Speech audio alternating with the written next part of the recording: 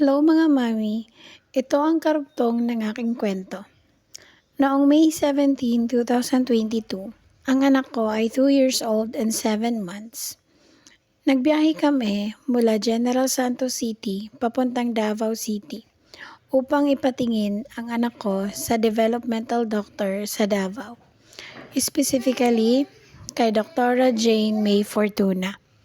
At yung nag-refer sa amin ay yung pedia din niya na si Dr. Mondero sa Jensen. Una, may ginawang test sa anak namin.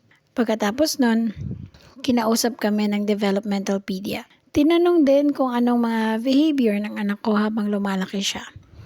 At ipinaliwanag sa amin kung anong status o diagnosis niya.